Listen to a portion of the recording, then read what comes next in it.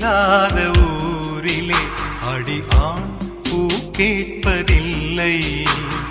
பெண் இல்லாத ஊரிலே கொடிதான் பூ பூப்பதில்லை.